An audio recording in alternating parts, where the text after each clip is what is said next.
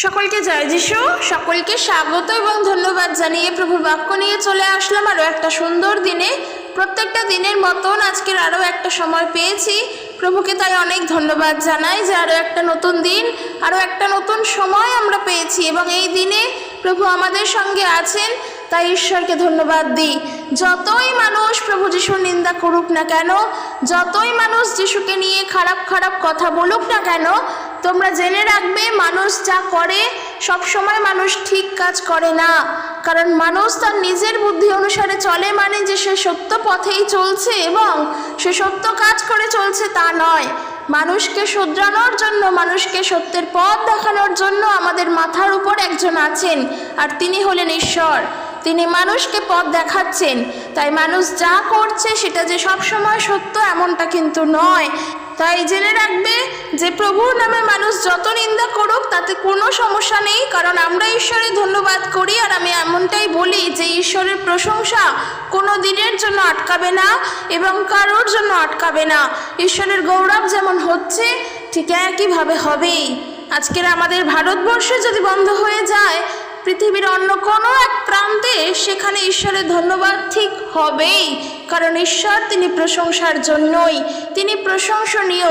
প্রভু যিশু সার্বজনীন, এই কারণের জন্য কোনো স্থান নেই এমন পৃথিবীর যেখানে যিশুর ধন্যবাদ হয় না। একবার লক্ষ্য করে দেখবে, শুধু ভারতবর্ষ নয়, শুধু পশ্চিমবঙ্গ নয়, সমগ্র পৃথিবী জুড়ে এমন অনেক জায়গা রয়েছে যেখানে প্রভু যিশুর নামের গৌরব হচ্ছে। তাই তিনি হলেন ঈশ্বরের থেকে প্রমাণিত যে ঈশ্বরের ধন্যবাদ, ঈশ্বরের প্রশংসা কোনো দিনের জন্য আটকায় না। তো চলো আজকের ভিডিও শুরু করব।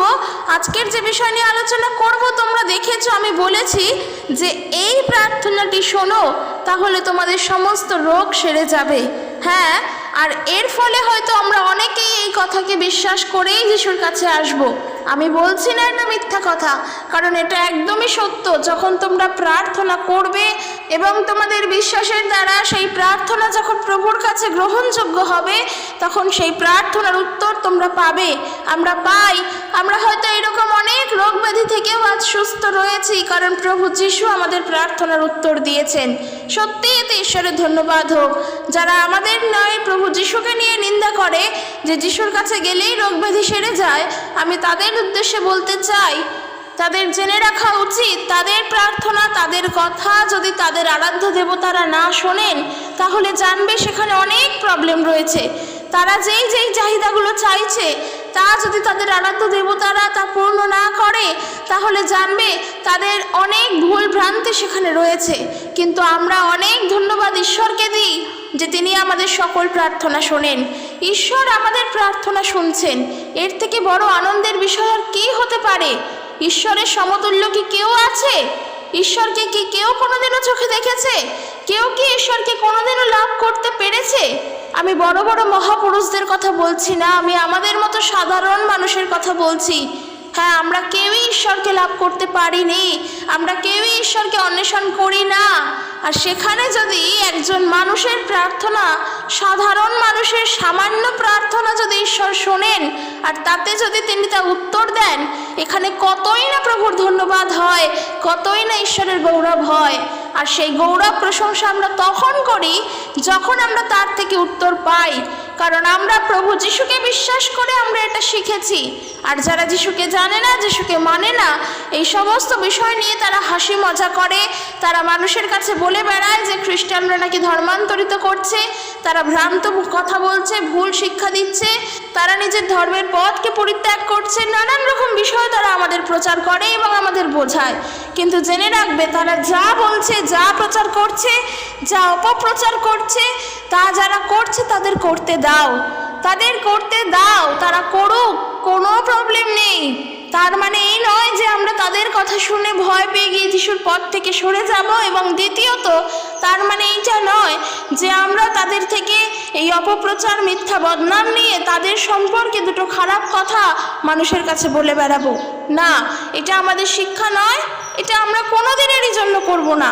কিন্তু হ্যাঁ, যেটা আমি আজকে বলতে চাই যে আজকের এই ভিডিওতে আমি যেটা বলছি যে এই মতো প্রার্থনা করলে সমস্ত রোগ সেরে যাবে, তাদের উদ্দেশ্যে আমি বলতে চাই, যদি এমন এমন প্রচার কোথাও শোনো, কিংবা আমরা এখন ভীষণই ফোনের সঙ্গে যুক্ত, মোবাইলের সঙ্গে যুক্ত, সোশ্যাল মিডিয়ায় যুক্ত, আমরা দেখতে পাই ফেসবুকেও নানান রকমের এরকম প্রচার হয় যে যিশুর কাছে এসো, তোমার সব কিছু ঠিক হয়ে যাবে, তোমার রোগ মুক্ত হয়ে যাবে, তোমার অর্থ টাকা পয়সা যা যা দরকার তুমি সব পেয়ে যাবে, কোনো প্রবলেম হবে না, তোমার আর্থিক অবস্থা ভালো হয়ে যাবে, এই সমস্ত প্রচার হয়। আর এই ধরনের কথাগুলো নিয়ে কিন্তু যারা কিনা প্রভু যিশুর বিপক্ষে, যারা যিশুর বিরোধী, তারা কিন্তু এই বিষয়গুলো নিয়ে অনেক হাসি মজা করে, অনেক নিন্দনীয়, অনেক নিন্দাসূচক কথা আমাদেরকে বলে। আর তার ফলে কি হয়, আমরা যারা বিশ্বাসীরা রয়েছি আমরা ভেঙে পড়ি। আমি এখানেই এসে বলতে চাই যে আমরা এমন কেন কথা বলবো, আমরা এমন কেন প্রচার করব? এই ইউটিউবের মধ্য দিয়েই অনেক জায়গায় এমন এমন প্রচার হয়, অনেক মানুষ এমন এমন প্রচার করে আজকে নিজেদের ভিডিও তৈরি করছে। আমি তাদের উদ্দেশ্যেও বলতে চাই, আমরা এমন কথা কেন বলছি? হ্যাঁ, এই কথা সত্য, যিশুর কাছে এসে প্রার্থনা করলে আমরা রোগ ব্যাধি থেকে সুস্থ হই, কিন্তু তার মানে এটা নয় যে এই প্রার্থনাটা শুনলেই কিংবা এই প্রার্থনাটা করলেই তুমি রোগ থেকে সুস্থ হয়ে যাবে, কোনোভাবেই তা নয়। কারণ প্রভু যিশুর কাছে এসে তোমার দীর্ঘদিনের সমস্যা থেকে মুক্ত হওয়ার জন্য তোমাকে নিজেরই লড়াই করতে হবে। তিনি এমনভাবে কোনো ব্ল্যাক ম্যাজিক বা কোনো কালা জাদু করবেন না, কিংবা তিনি এমন কোনো তান্ত্রিক নন যে তোমাকে তন্ত্রমন্ত্রের মধ্য দিয়ে তোমার দীর্ঘ বছরের দীর্ঘদিনের কষ্ট তোমাকে দূর করে দেবেন। একেবারের জন্য তা নয়, কোনোভাবেই নয়। তিনি কোনো ব্ল্যাক ম্যাজিক করেন না, তিনি কোনো তন্ত্রমন্ত্র করেন না, তিনি কোনোভাবেই মানুষকে বশ করেন না। কেন এ কথা বলছি? কারণ যদি নিজের রোগ থেকে মুক্ত হতেই হয়, ইনস্ট্যান্ট তৎক্ষণাৎ যদি মুক্ত হতে চাও, তাহলে যিশুর কাছে এসো না। তাহলে যিশুর কাছে আসলে তুমি কিছুই পাবে না, আমি এই কথা বলে দিচ্ছি। তোমার প্রয়োজন বিভিন্ন তান্ত্রিক যারা রয়েছেন তাদের কাছে যাওয়া, কারণ তারা তোমাকে দেখেই তোমার ভবিষ্যৎ বলে দিতে পারবে, তোমাকে দেখেই তারা তোমার রোগের কথা বলে দিতে পারবে, এবং তুমি হয়তো সেখানে গিয়ে কিছু সুরাহা পেতেও পারো। কিন্তু প্রভু যিশুর কাছে আসলে তা পাবে না, এ কথা আমি বলে দিচ্ছি। কারণ যিশুর কাছে আসলে যেহেতু রোগ তোমার দীর্ঘদিনের, সেই দীর্ঘদিনের রোগ তোমার দীর্ঘ প্রার্থনার দ্বারা সারবে। হ্যাঁ, হতেই পারে যে তোমার সেই প্রার্থনা দীর্ঘদিন নাও হলো, অনেক তাড়াতাড়ি তুমি মুক্ত হলে, কারণ ঈশ্বরের ইচ্ছা কখন কি হবে এটা কোনো মানুষ বলতে পারে না।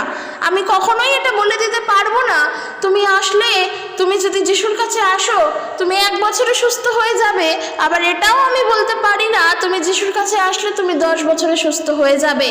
আমি এটা বলতে পারি তুমি তোমার বিশ্বাস নিয়ে এসে ঈশ্বরের উপরে ভরসা রাখো, প্রভু তোমায় সাহায্য করবেন।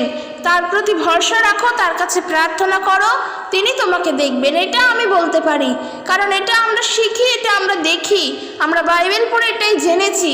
কিন্তু বাইবেলে এমনটা কোথাও লেখা নেই তুমি এই প্রার্থনা করো, এই প্রার্থনার দ্বারা তোমার রোগ ভালো হবে। কোনো প্রার্থনাই বাইবেলে লেখা নেই। যেটা একটা লেখা আছে সেটা প্রভু যিশু তার শিষ্যদেরকে শিখিয়েছিলেন কি করে প্রার্থনা করতে হয়। তাও প্রার্থনাটা ভালো করে পড়বে, মথিলিখিত সুসমাচার তার 6 অধ্যায়, দেখবে সেখানে প্রভু যিশু কিভাবে প্রার্থনা শিখিয়েছেন।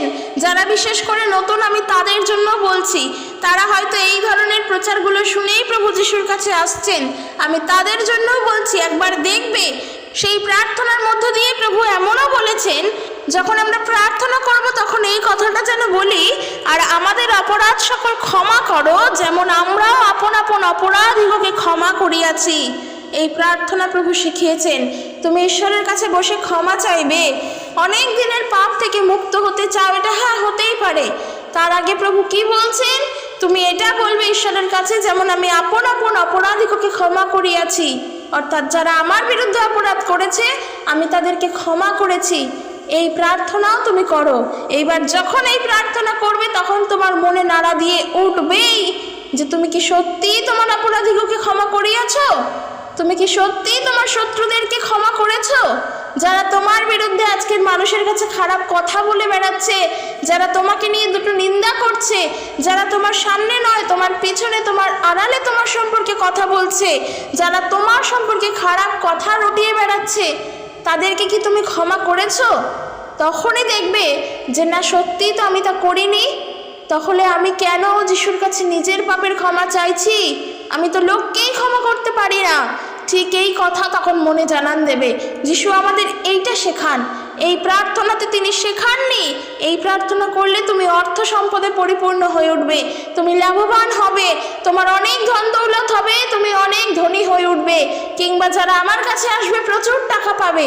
যিশু কোথাও এই কথা শেখাননি। এবং মানুষ যখন অপপ্রচার করছে, তারা এই প্রচারও করছে কি যে সম্পূর্ণভাবে টাকার প্রলোভন দেখিয়ে ধর্মান্তরিত করা হচ্ছে। আজকের অনেক জায়গা আছে, অনেক গ্রাম সাইডে যারা রয়েছেন, অনেক মানুষ যিশুকে বিশ্বাস করে। তারা মানুষের কথা শুনেই হয়তো যিশুর কাছে এসেছে, আর তারা এমন প্রচার শুনেই হয়তো এসেছে যে যিশুর কাছে আসলে তোমার কষ্ট দূর হবে, যিশুর কাছে আসলে তোমার অর্থ দূর হবে, অর্থ সমস্যা থাকবে না, তুমি অনেক ভালো থাকবে, রোগ ব্যাধি মুক্ত হবে। আমার বিশ্বাস তারা এই প্রচার শুনে এসেছে বলেই আজকের অনেক সম্প্রদায়ের মধ্যে মানুষ যারা খ্রিস্ট বিশ্বাসী হয়েছিল তারা আবারও নিজের জায়গায় ফিরে যাচ্ছে। এই যে এই সমস্যাটা হচ্ছে, এর একটাই কারণ যে যারা তাদের কাছে প্রচার করেছেন তারা সত্যভাবে প্রচার করেননি। যদি করতেন তাহলে তারা যেখানে ছিলেন সেখানেই থাকতেন, কিন্তু নিজের বিশ্বাসে থাকতেন, প্রভু যিশুর প্রতি বিশ্বাসকে ধরে থাকতে পারতেন। কিন্তু তারা সেটা করেননি। কারণ যখন তুমি এই প্রচার করবে যে যাও যিশুর কাছে গেলে সব পাবে, ঠিক যখন অন্য পাশের গ্রামের মানুষ এসে তোমাকে বলবে যে কে বলেছে যিশুর কাছে গেলে সব পাবে, তুমি আমার সঙ্গে অমুক জায়গায় চলো, অমুক বাবা কত ভালো, তোমার সব কিছু তোমাকে দেখে বলে দেবে, তুমি সেখানে গেলে সুরাহা পাবে, ওই মানুষটি কিন্তু ওখানেই যাবে। কারণ ওই মানুষটির কথা আমি বলছি না, ওই মানুষটির হয়তো এটা প্রয়োজন, তাই সে তৎক্ষণাৎ সব কিছু চাইছে। কিন্তু এই তৎক্ষণাৎ চাইতে গেলে যিশুর কাছে এসো না, তার কাছে বুদ্ধিপূর্বক প্রচার করতে হলে তাকে আগে শেখাও যে প্রভু যিশু কিন্তু শুধুমাত্র রোগ ব্যাধি ভালো করার জন্য নয়, প্রভু যিশু শুধুমাত্র টাকার প্রলোভন দেখিয়ে মানুষকে অনেক অনেক অর্থবান অর্থ সম্পত্তি করে দেওয়ার জন্য নন। তিনি মানুষকে বোঝেন এবং তিনি মানুষকে পরিবর্তন করেন। আর সেই পরিবর্তন করা শুধু তিনি করবেন তা নন, মানুষের নিজেকে করতে হবে। প্রভু তোমাকে শিখিয়ে দেবেন তুমি এই পথেই চলো, প্রভু তোমাকে বলে দেবেন এটা করা ঠিক নয়, তুমি এটা করো না, কিন্তু তিনি তো বলছেন তুমি করো না।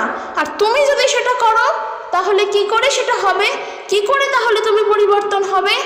তাই যিশু তোমাকে জোর করে কিছু শেখাবেন না, পথ তিনি দেখিয়ে দেবেন, তোমাকে তার নিজের কাছে ডেকেও নেবেন, কিন্তু জোরপূর্বক তিনি তোমাকে বলবেন না এটাই করো, এটাই করতে হবে, না, কোনো দিনের জন্য না। আর আজকের যে বিষয় আলোচনা করছি যে এই প্রার্থনা শুনলেই তোমার রোগ ভালো হয়ে যাবে, দেখবে বাইবেলে যত জায়গায় বিভিন্ন মানুষেরা যারা সুস্থ হয়েছেন, যারা তৎক্ষণাৎ সুস্থ হয়েছে, যেমন আমি বলছি কুষ্ঠরোগী, যে কুষ্ঠ ব্যক্তি ছিলেন তাকে কেউ ধরতো না, সমাজের কেউ তাকে ছুতো না, প্রভু যিশু তাকে ধরে তাকে স্পর্শ করে তৎক্ষণাৎ সুস্থ করলেন। এই কুষ্ঠরোগী কিন্তু প্রভু যিশুর কাছে এসেছিলেন সুস্থ হতে। এছাড়াও যারা যারা যেখানে যেখানে যিশুর নামকে শুনতে পেয়েছে, যাদের যাদের রোগ ব্যাধি ছিল, তারা যিশুর কাছে নিজেরা এসেছে সুস্থ হওয়ার জন্য। সেই শতপতির দাসের কথা মনে আছে, যেই দাস অসুস্থ ছিল কিন্তু তার যেন ভালো হয়ে যায় তার জন্য শতপতি নিজে যিশুর কাছে এসেছিলেন। এছাড়াও আরও অনেক ঘটনা আমরা দেখতে পাই। ওই বালিকার পিতা, যেই বালিকা মৃত্যুর সঙ্গে লড়াই করছিলেন, সেই বালিকার পিতা প্রভু যিশুর কাছে এসে তাকে সুস্থ করতে বলেছিলেন, তারা নিজেরা এসেছিলেন। তাই যে যিশুর কাছে সুস্থ হতে চায় সে স্ব ইচ্ছায় যায় যে আমার দরকার আমি যাব, এবং এই যে আমি যাব, এই যাওয়ার মধ্যেও যদি মানুষের বাধা থাকে সেই বাধাকে আমি শুনবো না। আমি কেন বাধা শুনবো? আমি আমার ভালোটা বুঝি, আমি যাচ্ছি আমার পিতার কাছে, আমি জানি সেখানে গেলে আমি সুস্থ হব, আমি এই বিশ্বাস নিয়েই যাচ্ছি। তাই যখন কেউ আমরা যাই প্রভুর কাছে সুস্থ হতে, তখন পরিবার থেকে সমাজের থেকে বাধা আসে, সেই বাধাকে অতিক্রম করো। আজকের একটা বাধা অতিক্রম করো, কালকে অনেকগুলো বাধা অতিক্রম করতে পারবে। কারণ যখন তুমি রোগ ব্যাধি হয়ে পড়ে থাকবে, যখন তুমি তোমার শরীরের কষ্ট নিয়ে শুয়ে থাকবে, কেউ তোমাকে দেখবে না। যখন তোমার নিজের শারীরিক সমস্যা থাকবে, কেউ এসে তোমাকে দেখবে না। তাই যখন শুনছো যিশুর কাছে আসলে মানুষ সুস্থ হয়, এবং সেই সুস্থ হওয়া দীর্ঘদিনেরও হতে পারে, তাহলেও বলবো প্রভু যিশুর কাছে এসো, কিন্তু সেটা তোমার স্বইচ্ছায়। আমি তোমাকে এখানে ইনসিস্ট করছি না, আমি তোমাকে এখানে কোনোভাবে ধরে বেঁধে আনতে চাই না, তোমার স্বইচ্ছায়। যদি তোমার মনে হয় যে না আমি যাব, তাহলেই তুমি যাবে, কেননা তোমার উপর সম্পূর্ণ অধিকার দেওয়া আছে। এই অধিকার আমাদের সবার আছে, আমাদের স্বাধীনতা রয়েছে। আমরা আমাদের বুদ্ধি দ্বারা, আমাদের স্বাধীনচিতা মনোভাব দ্বারা আমরা জীবনে চলবো, আর সেখানে যেন কারোর কোনো সমস্যা বা ক্ষতি না হয়।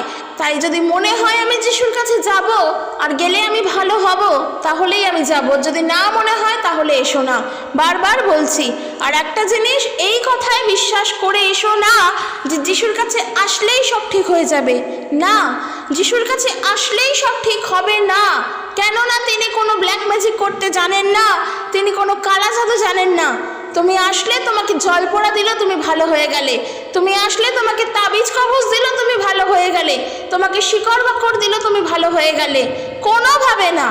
কারণ যখন তুমি যিশুর কাছে আসবে, তখন তুমি চিন্তা করে দেখবে যে তাহলে যিশুর কাছে আসলে কিভাবে ভালো হব। সেখানে দেখবে তারা কি শিক্ষা দিচ্ছে, দেখবে যে এই বাইবেল কি বলছে, এই বাইবেলে কি লেখা আছে। কারণ যিশুর কথা তো বাইবেল ছাড়া আর অন্য কোনো গ্রন্থে পাবো না, আমরা কোনো গল্পের বইতেও পাবো না, আর গীতাতেও পাবো না। তাকে পড়ার জন্য বাইবেলকেই দেখতে হবে। তাই আমি যদি নিজের ইচ্ছায় যিশুকে জানতে চাই, আমি যদি আমার কারোর কাছ থেকে, কোনো বন্ধু বান্ধব বা কারোর কাছ থেকে যিশুর কথা শুনে প্রভু যিশুকে জানতে চাই, তাহলে আমাকে এই বাইবেলটা পড়তেই হবে। সেখানে দেখবে বাইবেলে কি বলা আছে যে তুমি কি করে সুস্থ হবে। দেখবে তুমি বাইবেল পড়বে, পুরো বাইবেল পড়বে, মথিলিখিত সুসমাচার থেকে প্রকাশিত বাক্য পর্যন্ত, কোথাও পাবে না যে তুমি সুস্থ হওয়ার জন্য এই টোটকা ব্যবহার করো, কিংবা সুস্থ হওয়ার জন্য এই প্রার্থনাটা করো। কোথাও পাবে না। সেখানে কি কি বলা আছে, কি কি ভাবে সবাই সুস্থ হয়েছে, সেইগুলো পাবে। আর বেশিটাই দেখবে তারা কিন্তু তাদের বিশ্বাসের দ্বারা সুস্থ হয়েছে। তারা প্রভু যিশুকে বিশ্বাস করেছে আর সুস্থ হয়েছে। যেহেতু সেই সময় প্রভু যিশু ছিলেন, তিনি মানুষের সঙ্গেই ছিলেন, অর্থাৎ মানুষ তার সঙ্গে কথা বলতে পারতেন, তাকে দেখতে পারতেন, তার উপদেশ শুনতেন, তার সঙ্গে ভোজন করতেন, পান করতেন, ঘুরে বেড়াতেন, আমাদের মতনভাবেই তিনি ছিলেন। তাই ওই সময় মানুষ ওই মুহূর্তেই সুস্থ হয়েছে। কিন্তু আজকের দিনে দাঁড়িয়ে তো প্রভু যিশু এমনভাবে নেই যে তিনি আমাদের সম্মুখে দাঁড়িয়ে আছেন, কি তিনি খাচ্ছেন, ঘুরছেন, ফিরছেন, এইভাবে তো তিনি নেই। আজকের সময়ে যদি তিনি এইভাবে আমাদের সঙ্গে থাকতেন, তাহলে তিনি আবারও ক্রুশে যেতেন, মানুষ তাকে ধরে আবারও ক্রুশে দিয়ে দিতেন, আর সেখানে গিয়েও তিনি একটি কথাও বলতেন না, কিন্তু তিনি পুনরুত্থিত হতেন। কিন্তু এটা তো কখনোই নয়, কখনোই সম্ভব নয়। তিনি ক্রুশে গেছেন একবার, পুনরুত্থান হয়েছে তার একবারই। তিনি বারবার সব কিছু করেন না, অযথা বোকার মতো, মূর্খের মতো তিনি বারবার সব কিছু করেন না। প্রথম কথা। দ্বিতীয় কথা যেটা বলছিলাম, যেই মুহূর্তে তিনি তো আমাদের সঙ্গে নেই, তাই জন্য আমরা তৎক্ষণাৎ সুস্থ হতে পারছি না। কিন্তু সেই সময়ের থেকেও এখনকার সময় আরও ভালো। কেন বলছি? কারণ ওই সময় এমন অনেক মানুষ আছে যারা তৎক্ষণাৎ সুস্থ হয়ে যিশুর কাছ থেকে সরে গিয়েছে। ওই মানুষ যে এখন নেই আমি এটাও বলবো না, এখনও বহু মানুষ আছে যারা প্রভু যিশুর থেকে আশীর্বাদ পেয়ে, প্রভু যিশুর থেকে উপকার পেয়ে, প্রভু যিশুর থেকে সরে গিয়েছে, প্রভুর থেকে মুখ ফিরিয়ে নিয়েছে। এমন মানুষ এই সময় দাঁড়িয়েও অনেক আছে, কিন্তু তবুও এখন ভালো। কারণ তখন অনেক মানুষ প্রভুর থেকে সরে গিয়েছে ঠিক কথা, আজ আমরা প্রভুকে না দেখতে পেয়েও প্রভুর প্রতি সম্পূর্ণ বিশ্বাস আমাদের রয়েছে। তাই জন্য বলছি যে সময় এটাই ভালো। তার কারণ প্রভু যিশু থোমাকে বলছিলেন যে তুমি আমাকে দেখার পর বিশ্বাস করছো যে আমি সেই, কিন্তু যেই ব্যক্তি বা যারা আমাকে না দেখে বিশ্বাস করে তারা ধন্য। প্রভু যিশু এই কথা বলছেন। তাই নিজের বিশ্বাসটা সম্পূর্ণ রেখে প্রভুর প্রতি রাখো, আর তোমার সেই বিশ্বাসের দ্বারাই তুমি সুস্থ হও। তোমাকে আমি নিয়ে আসলেও তুমি ভালো হবে না, আর তুমি কারোর দ্বারা আসলেও তুমি ভালো হবে না। যদি না তোমার উপর ঈশ্বর কৃপা করেন, তুমি হয়তো সেই মুহূর্তে ভালো হতে পারবে না। তাই এই ঈশ্বরের কৃপা পাওয়াটা খুব দরকার। ঈশ্বর তাদেরই কৃপা করেন যারা তার কাছে আসে, ঈশ্বর তাদেরকেই প্রেম করেন যারা তাকে প্রেম করে।